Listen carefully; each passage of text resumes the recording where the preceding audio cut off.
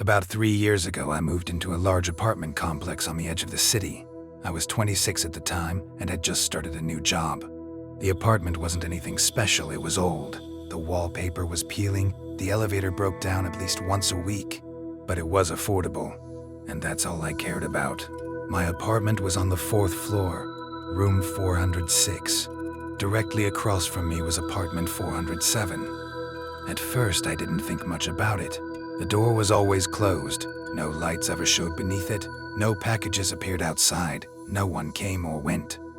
I simply assumed it was vacant. A few weeks after moving in, I started hearing something strange. Every night, around 2:30 a.m., I would wake up to the sound of a woman speaking in the hallway. Not loudly, just above a whisper. The voice always seemed to come from apartment 407. At first, I thought someone had finally moved in. The walls were thin. Maybe she was talking on the phone. But the more I listened, the stranger it became. The voice never paused, never laughed, never changed tone. It sounded like someone reading from a script, over and over, night after night, the exact same rhythm, the exact same cadence. One morning, while checking my mailbox, I mentioned it to the building manager. He looked confused. 407? He asked. Nobody lives there. I laughed.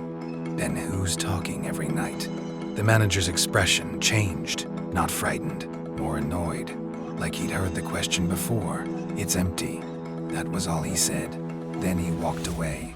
That night I paid closer attention. At 2:28 a.m. I woke up. 2 minutes later the voice started. I got out of bed and stepped into the hallway. The building was silent. The fluorescent lights buzzed overhead. The voice was definitely coming from 407. I walked closer. The door looked old. Dust had gathered around the frame. As I pressed my ear against it, it became clearer. Still impossible to understand.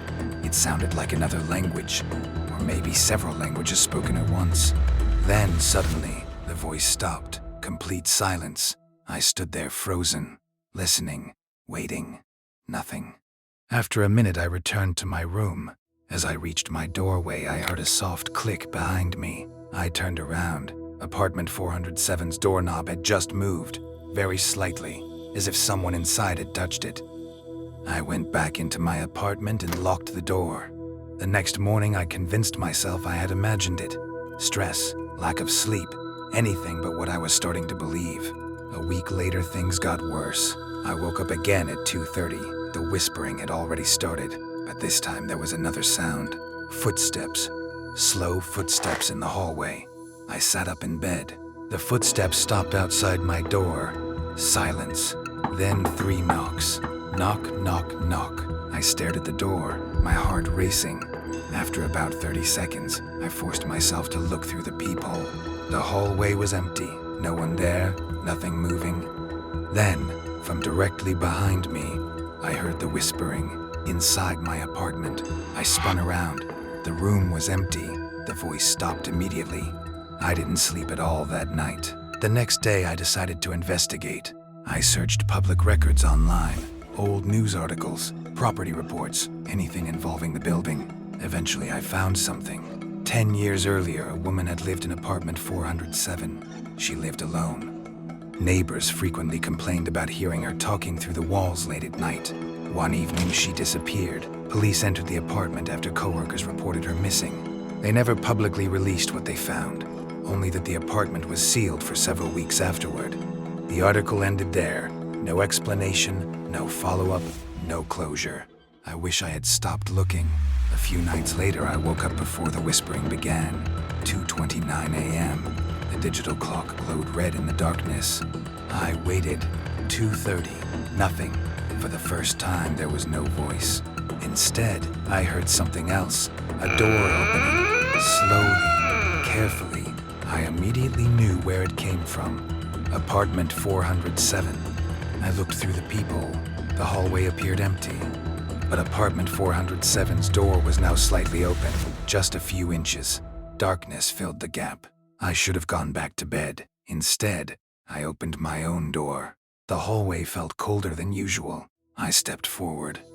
The open doorway stood motionless, waiting.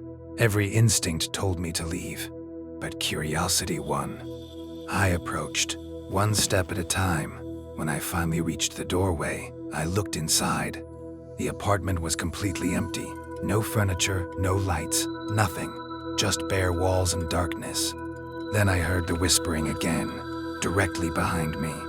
I turned. No one, but the voice continued, right beside my ear.